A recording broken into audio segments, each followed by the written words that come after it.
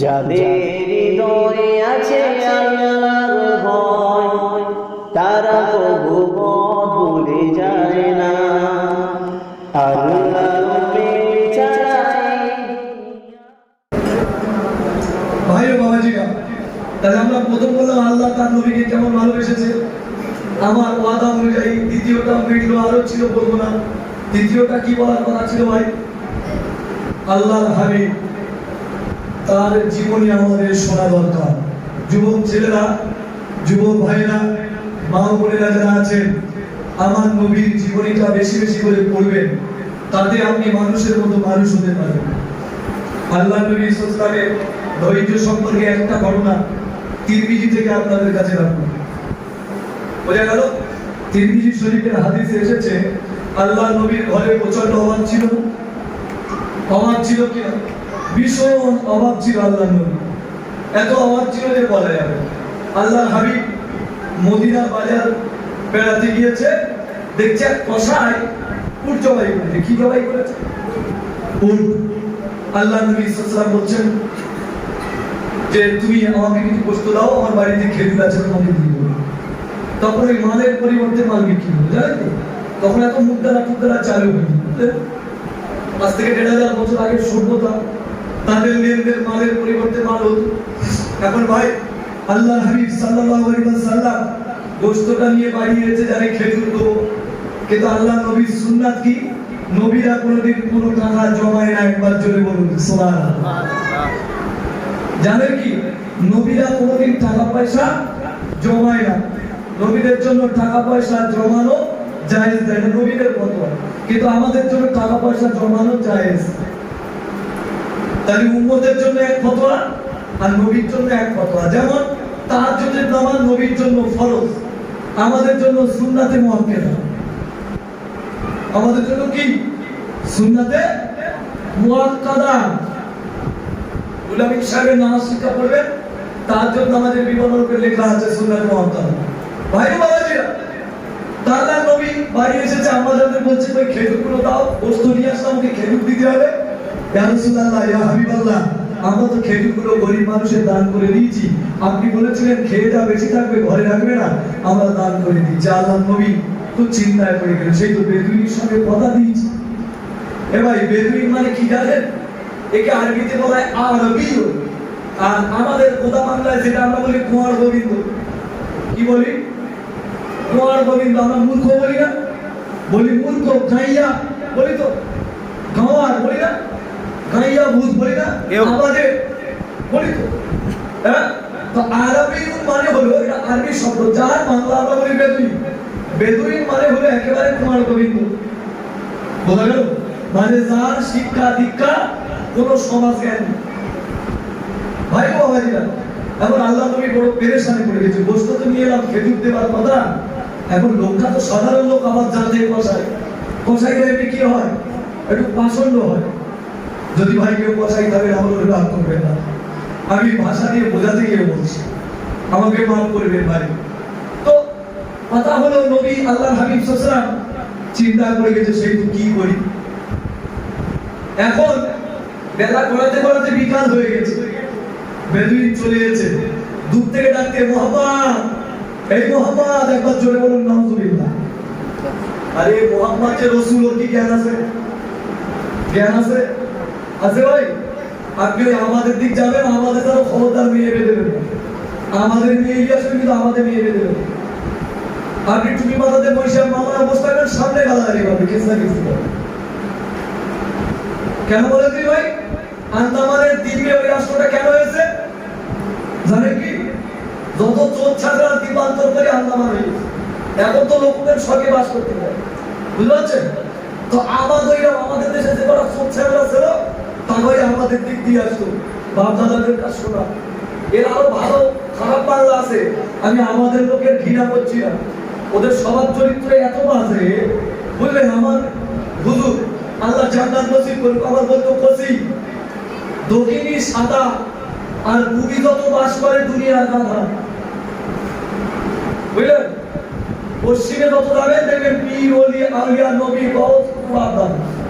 আপনি পশ্চিমে যাবেন, যত পীর ওলি আউলিয়া গৌস কুতুব আবদাল সুফি যত মহাদ্দেশ মুফাসসির সব পশ্চিম। হ্যাঁ, তা আমার হুজুর বলতো বাবা পশ্চিমী বিরস্তা, দক্ষিণী সাদা, আর পূবে যত যাবে দুনিয়ার কথা। তো ভাই ও বাবাজি, আমি এটা বোঝাবার জন্য বলছি, আমাদের ওদের গিবত করি, একটু যতটা জানি আপনাদের সতর্ক বলছি। তো ভাই ও বাবাজিরা, আপনি অবাক হয়ে যাবেন যে আল্লাহর হাবিব সাল্লাল্লাহু আলাইহি ওয়াসাল্লামকে সেই ভাষায় ডাকতেছে। হযরত ওমর রাদিয়াল্লাহু আনহু, আবু সিদ্দিক রাদিয়াল্লাহু আনহু, আর উসমান ইবনে সাহাবীরা একবার তাজ্জব হয়ে গেছে। সাহাবীরা কোল করে ওরে ঘিরে ধরতেছে, বেদুইনের ঘিরে ধরছে। তখন দেখতে বাসি কি হয় বাবা, এ কি হলো? মুসলমান বাবাজি ভাইরা, আল্লাহ নবী দিন দুনিয়ার বাদশা হাবিবুল্লাহ জনাবে মুহাম্মদুর রাসূলুল্লাহ নামকে আল্লাহ কোনদিন মুহাম্মদ বলে সম্বোধন করেনি। একবার জোরে বলুন সুবহানাল্লাহ। অন্যান্য নবীদের বেলা আবার আল্লাহ ডাক দিয়েছে ইয়া নূহ, ইয়া শাইব, ইয়া মুসা, ইয়া ঈসা, ইয়া ইব্রাহিম, কিন্তু আমার নবীর নামকে আমার আল্লাহ পাক আল্লাহ তাআলা এত সম্মান জানিয়েছেন। আমার আল্লাহ পাক আল্লাহ তাআলা অন্য বিশেষণে ডেকেছেন, কুলিয়া আইয়ুহাল মুযাম্মিল, ইয়া আইয়ুহাল মুদাসসির। কখনো নবীকে আমার মুযাম্মিল বলে ডেকেছে, কখনো নবীকে আমার মুদাসসির বলে ডেকেছে, কখনো আবার রাহমাতুল লিল আলামিন বলে ডেকেছে, কখনো আবার মানসুর বলে ডেকেছে, কখনো আবার হাবিবুল্লাহ বলেছে। একবারের জন্য আমার নবীর নামটা আমার আল্লাহ পাক মুহাম্মদ বলে ডাকে নাই। একবার জোরে বলুন সুবহানাল্লাহ। শুধু তাই নয়, আল্লাহ নবীর দরবারে সাহাবারা জোরে জোরে কথা বলতো, নবীর আওয়াজের উপরে তাদের আওয়াজটা উঠে যেত। আমার আল্লাহ পাক আল্লাহ তাআলা এটাও সহ্য করতে পারলেন না, সাথে সাথে কোরআন নাযিল করে বললেন, ইয়া আইয়ুহাল্লাযীনা আমানু লা তারফাউ আসওয়াতাকুম ফাওকা সাওতিন নবী। ও আমার সাহাবারা, ও আমার নবীর সাহাবারা, ও ঈমানদারেরা, খবরদার খবরদার, আমার নবীর আওয়াজের উপরে তোমাদের আওয়াজটা বৃদ্ধি করবে না। যদি তোমাদের বলার শর্তটা আমার নবীর স্বরের উপরে উঠে যায়, এটা বেয়াদবি হয়ে যাবে। বেয়াদবির শামিল হয়ে গেলে আনতাহবাতা আমালাকুম, আমি আল্লাহ পাক তোমাদের সব আমল বরবাদ করে দেব। মুসলমান বাবাজি ও ভাইরা, শুধু তাই নয়, মক্কার মানুষেরা আমার নবীকে পাগল বলেছিল। আমার আল্লাহ পাক কোরআন নাযিল করে বলেছিলেন, মান্তা বিনিমাতি রাব্বিকা বিমাজনুন। ও নবী, কাফের বেঈমানেরা আপনাকে পাগল বলতে পারে, মান্তা বিনিমাতি রাব্বিকা বিমাজনুন। আপনি আপনার প্রভুর দয়াতে পাগল নন, আপনি হলেন রাহমাতুল লিল আলামিন, আপনি হলেন সাইয়্যিদুল মুরসালিন। একবার জোরে বলুন সুবহানাল্লাহ। কি বলে গেল ভাই ও বাবাজিরা? এখন ও যখন ওইভাবে ডেকেছে, হ্যাঁ, ও তো এমনি কি গাইয়া লোক, সাহাবীরা তো ওইরাও ডেকে গেছে। হযরত ওমর তো হাত থেকে তরবারি বের করতে বলছে, বলে আজকে তো তরবার নবই, তারপরে অন্য কথা, তাই না? দেখুন বলে না, আগে মারবো তারপর ভাত খাবো, বলে তো। কাদের বলে বলেন না? বিবিদের বলে, বুঝাচ্ছে? আগে মারবে ভাত খাবে তো, কিন্তু এটা জেনে দেখবো ওটা কিয়ামতের শোধ হবে। বোঝা গেল? বিবিদের সঙ্গে যদি উল্টো পাল্টা ব্যবহার করো, কিয়ামতে কিন্তু পরীক্ষা দিবে। ভাই ও বাবাজিরা, এখন সাহাবীরা করছে, সাহেব হল ওমর তো একদম তরবারি রেডি মারবে। রাসূল বলছে, ওমর দাঁড়াও, মাহলা দিয়ে ওমর, ওমর দাঁড়িয়ে যাও। আর ওমর দাঁড়িয়ে গেল, কোনো কথা না। রাসূল বলে চাপো, তাই না? আর ওমর দাঁড়িয়ে গেলেন, সাহাবারাও দাঁড়িয়ে গেলেন। বেদুইনকে জিজ্ঞেস করছে, বেদুইন কি ব্যাপার? না আপনি এটা দিবেন বলছেন। তা আল্লাহ হাবিব বলছে, দেখো আমার এই ব্যাপার, আমি খেজুরটা রেখেছিলাম, এরা দান করে দিয়েছে, আমি তোমাকে অন্য দিতে বলে না। সে কি করে হয়? আপনি কথা দিয়েছেন, এখন দেবেন না? হ্যাঁ, এই যে লোক আপনার বিরুদ্ধে এত কথা বলে, আল্লাহ রসুলের বিরুদ্ধে এমনি তো উৎসাহ হবে, বুঝলেন? হয়তো ওমর আরো এগিয়ে যাচ্ছে, হয়তো ওমর বলে, এই মানুষটাকে তুই চিনিস কে? ওমর যখন হাতে চোট পেটে পিলে চমকে গেছে, কিন্তু জায়গা ছাড়ে না, ও তো পাওনাদার, গলাটা তো চড়াই। বলছে, দেখ কে কি আমার দেখার দরকার নেই, আমার মতো আমার পয়সা। সাহাবীরাও প্রচন্ড ভাবে রেগে গেছে। আল্লাহ নবী বলছেন, ও তুমি ওকে ধমক দিলে কেন? ও তো পাওনাটা, আর আমি তো দিতাম। ভাই আমাদের দেশে কিছু লোক আছে দেখবেন, এ মোড়ের মাথার দোকানে সমাজ ধার খেয়ে তখন বেদিকে চাকরি কি পারে না, আবার হে ওই মাথায় চলে বুঝলেন? ওকে ধার খেয়ে যখন বেশি হয়ে গেছে তখন বাজারে চলে গেছে, ওকে 3-4 জায়গায় মজকে আবার সামনা করে চলে গেছে আমার কাছে। আর দোকানদার বলে সারা পয়সা দিবি বলে আমি ঘর কেটে উঠে যাচ্ছি, তো পয়সা দেবো তার মানে আছে না? বলে বাবা টেপ পাখি বলে এত ওই জীবন কাছে দেনা করি দোকানদার কাছে দেনা আছে তো এরকম ভাই। ওই সপ্তাহ খেয়ে ওইরকম পারবেন না, দিতে পারবেন না, মাপ পারবেন যে ভাই খিদের টানে খেয়ে ফেলেছি, বাচ্চা কাচ্চা অনেক আমার মাপ করতে আল্লাহ রাস্তায় আমি দিতে পারবো না। আবার তুই একজনের কাছে থাকে না দিকে বলে হ্যাঁ তোর দ্বারা তো দেশ ছেড়ে দিতে হবে, তুই সকাল সন্ধ্যে মার ঘর পুকুর বাদ দিবি, হ্যাঁ আছে তো। হ্যাঁ আমার তার ফতোয়া কি ভাই, তার ফতোয়া শুনলি হ্যাঁ ওয়েস্ট বেঙ্গলের মুক্তি হয়ে যাবে, এমন ফতোয়া দেবে। সে আমার চার দোকানে বসে না মহিষ সাহেবের বিরুদ্ধে বলবে অমনি একজন মহিষ সাহেবের 14টা বাবু, মানে 14টা ছেলে মহিষ সাহেব, বুঝতে পারলেন? অত কিছু না ভাই ও বাবাজি না। তো যে পাওনাদার তালাশ করা যাবে যাবে ভাই। রাসূল বলছেন আল্লাহর হাবিবের কি ক্যারেক্টার, আল্লাহর হাবিব বলছেন হে সাহাবী হে ওমর ও পাওনাদার আমি দেখলাম, ও আমাকে বলতেই পারে, তুমি যদি ওর অর্থটা দিয়ে দাও কিছু বলবে না, যাও কি দিয়ে দাও। তা বেদুইন দেখতেছে যেভাবে আমাকে ঘিরে ফেলেছে, এই লোকটার কথা সবাই শুনতেছে, তা বলতেছে এই লোক যদি একবার ইশারা করে তা আমার থেকে বুঝলেন ভাই ও বাবাজিরা। বেদুইন কোনো কথা বলে না, হয়তো তোমার ডেকে খেজুর দিতেছে পাওনা বলে চলে গেছে, খেজুরটা নিয়ে মরুর পথ ধরে যাচ্ছে আর ভাবতেছি এই লোকটা কে, তাকে আমি এইভাবে ডাকলাম, তার সঙ্গে দুর্ব্যবহার করলাম, তার এত লোকজন মনে করলে আমাকে বেঁধে দিতে পারতো, মনে করলে আমাকে গায়েব করে দিতে পারতো, মনে করলে আমার পয়সা না দিয়ে তাড়িয়ে দিতে পারতো। আমি কত লোকের কাছে বসতে পয়সা আদায় করতে যাই মদিনার ধরি, তারপরে আজায় কাজায় পশুয়ায় দেয় না, মাঝে মধ্যে তো নাশ করে আমার মারে। কিন্তু এই লোকটা কে লোক, এই লোকটা কে? বেদুইনের মনে খালি খালি প্রশ্ন উঠতেছে, বুঝা গেল ভাই? হ্যাঁ মাইয়া হাদিহিল্লাহু ফালা মুদিল্লা লা ওয়া মান ইউদ্লিলহু ফালা হাদিয়া লা। আল্লাহ যার হেদায়েত দেয় তাকে কেউ গোমরাহ করতে পারে না, আর আল্লাহ যার গোমরাহ করে তাকে কেউ হেদায়েত দিতে পারে না। কি 40টা পয়সা এত রস পেয়েছে, তারপরেও বাবাজি বন্ধনের লোক বন্ধ করতে পারেনি, মানে এত ফয়েজ পর্বত হয়েছে ভাই তাই বাবাজি বুঝতে পারিনি, এত ফয়েজ পর্বত পেয়েছে ভাই ও বাবাজিরা। হ্যাঁ 40টা পয়সাকে রস শুনেছে, তারপরে বন্ধনের লোক বন্ধ করতে পারেনি, তার মানে কি ফয়েজ পর্বত পেয়েছে ভাই ও বাবাজি। তো যে কথা বলছিলাম খালি খালি ভাবতেছে হেদায়েত দেওয়ার মালিক আল্লাহ।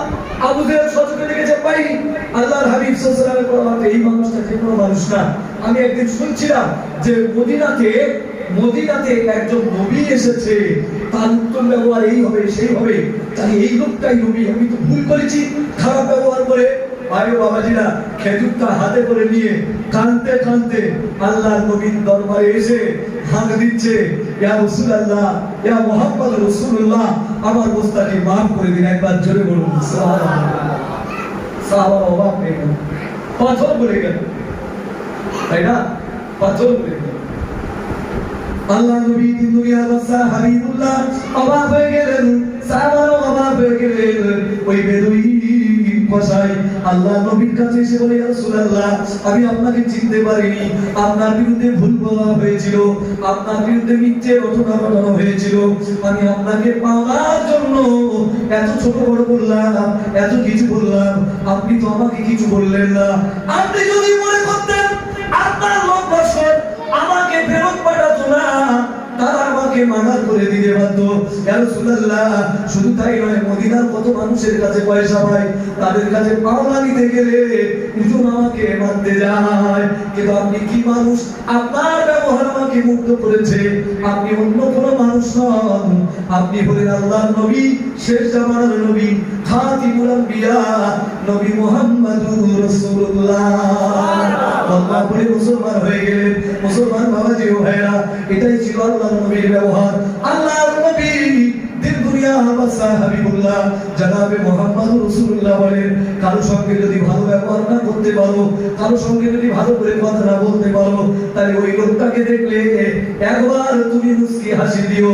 ওই মুস্কি হাসির বিনিময়ে আল্লাহ পাক তোমার আমলনামায় সাদকার সওয়াব লিখে দেবে।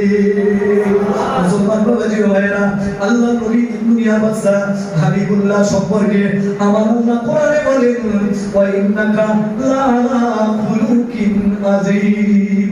ও নবী, কিয়ামত পর্যন্ত যত নবী রাসূল জ্ঞানী গুণী বিজ্ঞানী পৃথিবীতে আসবে, तमाम নবী রাসূল জ্ঞানী গুণীদের ক্যারেক্টার চরিত্রটা যদি একটা পাল্লায় রাখা হয়, আর আপনার স্বভাব চরিত্রটা যদি একটা পাল্লায় রাখা হয়, তাহলে নবীও শুনে নেন, লাকাদ কানা লাকুম ফি রাসূলিল্লাহি উসওয়াতুন হাসানাহ।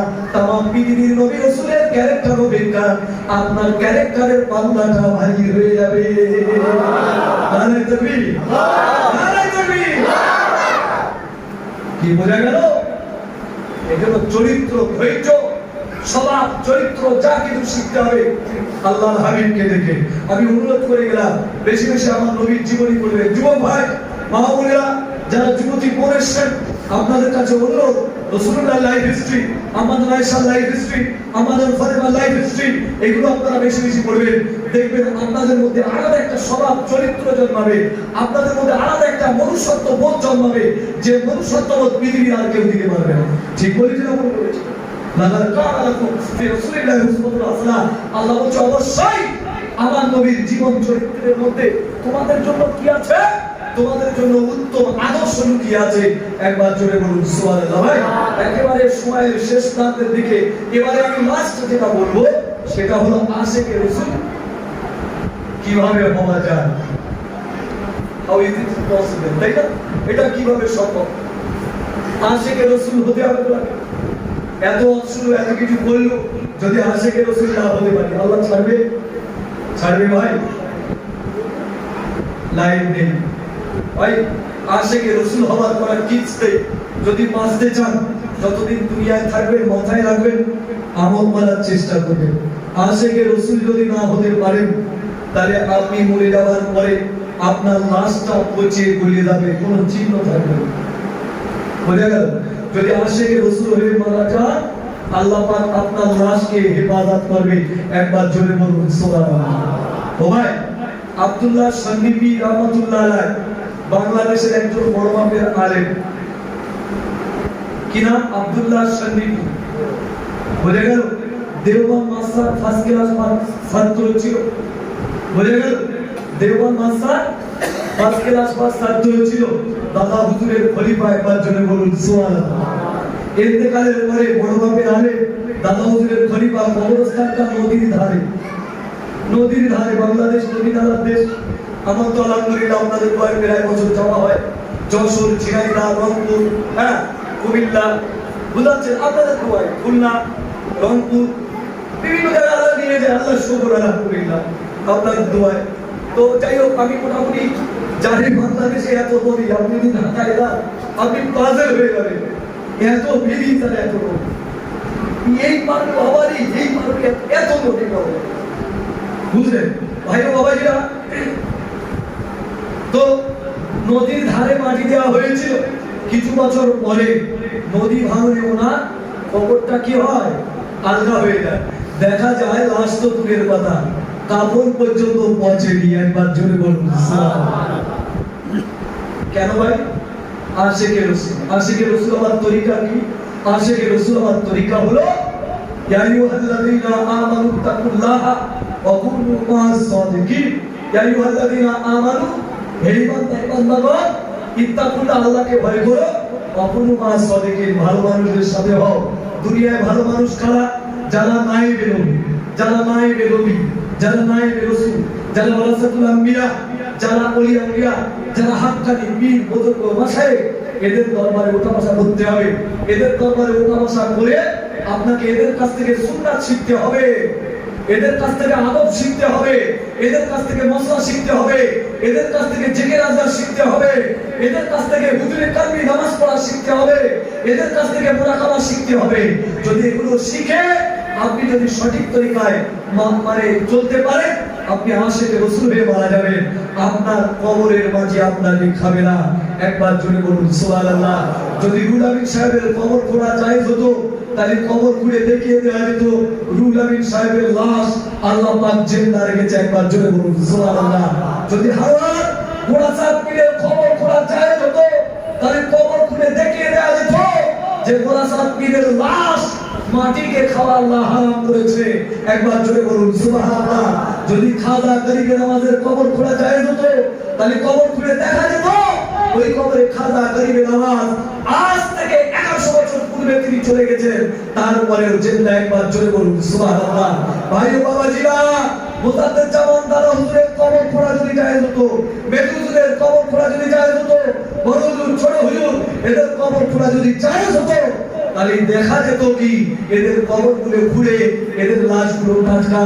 কিন্তু ভাই আমরা মরে যাওয়ার পরে শেখ পুকুরির মতো বসে ডায়লগে, তার কারণ হলো এটাই আমাদের সামান্য ঈমান থাকে বটে, কিন্তু সারা জীবনটা সুন্নাত পারে না, সারা জীবনটা নামাজ পড়ি বটে, লাড়ে নাম্বার করে কেটে যায়। বোঝা গেল? লোকের গীবত করে কেটে যায়। নামাজ পড়ি তারপরে গীবত করি, নামাজ পড়ি তারপরে মিথ্যে কথা বলি। ভাই ও বাবাজিরা, যদি নামাজ পড়ে মিথ্যে কথা বলে, তাহলে ওই জবানে কি পাপ আছে? পাপ মানে নাপাক। ওই নাপাকে কি হবে? ওই নাপাক আল্লাহর মাটি খেয়ে নেবে। বোঝা গেল? তামাম দেহ গুনাহ নিয়ে যদি মারা যায়, তাহলে কি হবে?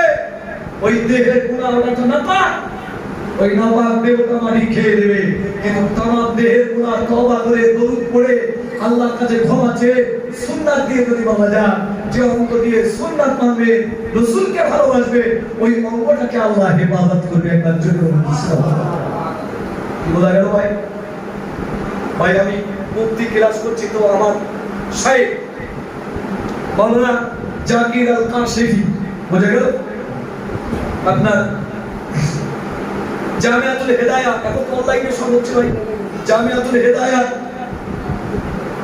শাইখ, উনি মুফতি পড়াতে গিয়ে একটা ঘটনা উনি আমাকে বলছেন যে, জানো একজন আল্লাহর ওলি ইন্তেকালের আগে বলছে যে তোমরা আমার মৃত্যু 7 বছর পরে আমার কবর খুলবে। কবর খুলে আমার সন্দেহ হয় আমার বাম কানটার একদিকে পচে যাবে আর সারা দেহ ভালো থাকে। তা কেন হুজুর? তাহলে বাম কান দিয়ে আমি একটা লোকের গোপন কথা একবার শুনেছিলাম, এটাই আমার অপরাধ মনে পড়ে। তা 7 বছর পরে খুব বড় বুজুর্গ আলেম, ওই জামানার মুফতি, 7 বছর পরে ওনার ওসিয়াত অনুযায়ী কবর খোলা হয়েছে। তামাম দেহটা কি জীবন্ত আছে, কানের একটা জায়গায় মাটি ধরেছে। বোঝা গেল? এটা আমার শাইখ, যিনি আমাদের মুফতি ক্লাস পড়ান, প্রথমেই এসে পড়ান ফরাইজ। ফরাইজের ক্লাস নিয়ে একটি গল্প বলছিলেন কাজীদের ব্যাপারে। তো ভাই বাবা যেটা যাই হোক, আর বেশি আমি লম্বা করবো না, সময় একেবারে শেষের দিকে। ভাই আমার তো একদিনের দিন না ভাই, আমার আলহামদুলিল্লাহ প্রতিদিনের যেতে হয়, এসে গেলাম। আবার আল্লাহ চাইতে অন্য সময় আলোচনা হবে। আশিকে রাসূল আমাদের হতে হবে। আশিকে রাসূল আমার পন্থা কি বললাম? হাক্কানি আলেম। ওই আলেম ওই করে ওই দেখে ভয় করলে হবে না, ওই আলেম ওই মানে সব বদমাইশ বললে হবে না। এখন মোদি চোর বলে ভারতবর্ষের সব প্রধানমন্ত্রী কি চোর ছিল? মনমোহন সিং চোর, রাজীব গান্ধী চোর, ইন্দিরা গান্ধী চোর, আইকে গুজরাট চোর। এইটা ভাববেন না। হাক্কানি আলেম, যেসব আলেম আল্লাহকে ভয় করে, পরেশগার দিনদার, জিকির আজকার করায়, হ্যাঁ সুন্নাত মানে পরেশগার, এদের ইত্তেবা করবেন, এদেরকে মহব্বত করবেন, এদের সাথে থাকবেন, ওলি আউলিয়াদের সাথে থাকবেন, পীরের হাতে হাত দিয়ে বায়াত হবে। আল্লাহ চাইতো আপনাকে আল্লাহ ওয়ালা করে যাবে। কেন পীর ধর্ম? কেন পীর ধর্ম? পীর ধরা বেলা আলহামদুলিল্লাহ এবাস পরে যদি আসি করবো। আর কেউ যদি এরকম প্রশ্ন করে, তাহলে আমাকে দাওয়াত করবেন, আমি আসবো। তার কত দলিল আছে আমি দেখবো। ভাই বাবাজিরা, আচ্ছা আল্লাহ তো কোরআন দিলি মিটে যেত, কেতাব দিলি তো মিটে যেত, তাই নবী পাঠাবার দরকার নেই। দরকার আছে? এই কেতাবুল্লাহ থাকলেই তো মিটে যেত। তাহলে রিসালুল্লাহ পাঠানোর কারণ কি? কোরআনে তো সব লেখা আছে, তাই নবী পাঠানোর দরকার। ভাই ও বাবাজিরা, কোরআন দিয়েছে, এটা কি? এটা থিওরিক্যাল, আর নবী হলেন প্র্যাকটিক্যাল। একবার জোরে বলুন সুবহানাল্লাহ। একটা লোক বই পড়ে পড়ে 4 চাকা চালানো শিখেছে, বই পড়ে পড়ে। এটা স্টিয়ারিং, এটা গিয়ার, এটা গ্লাস, এটা ব্রেক, এটা পাদারে, এটা সামনের ব্রেক। এখন শিখেছে, বই পড়ে পড়ে সব দেখেছে। এখন হঠাৎ করে যদি ওর হাড়োয়া রোডে ট্যাক্সি কিংবা 4 চাকা চালায় দেওয়া হয় পাঞ্জাব বডি, কোনা মারবে ভাই? কোনা মারবে ভাই? কোরআনটা হলো থিওরিক্যাল, তত্ত্বভিত্তিক, এর প্র্যাকটিক্যাল হলো আমার নবী। একবার জোরে বলুন সুবহানাল্লাহ। আমার হাবিব বলেছেন, আল উলামাউ ওয়ারাসাতুল আম্বিয়া। শোনো, উলামারা হলো আমার ওয়ারিস। তাদের কাছে কি থাকবে? ইলম থাকবে, টাকা পয়সা থাকবে না। উলামাদেরকে তোমরা কি করবে? মুহাব্বত করবে, এদের কাছ থেকে দিন শিখবে। আল্লাহর ওলি, পীর, বুজুর্গ, মাশায়েখ, হাক্কানি যারা, হক পীর যারা, নবী বলছেন এদের মজলিসে বসে থাকা মানে আমি নবী আমার মজলিসে বসে থাকা। একবার জোরে বলুন সুবহানাল্লাহ। তাহলে আশিকে রাসূল হওয়ার জন্য কি করতে হবে? আলেম উলামাদের গোলামি করতে হবে, পীর ওলিদের গোলামি করতে হবে, তাদের দরবারে যেতে হবে। তাহলে আপনি আশিকে নবী হতে পারবেন। আল্লাহ যেন আমাদের তৌফিক দান করেন। সকলে বলুন আল্লাহুম্মা আমিন। ওয়া আখিরু দাওয়ানা আলহামদুলিল্লাহি রাব্বিল আলামিন। যাদের হৃদয়ে আছে আল্লাহ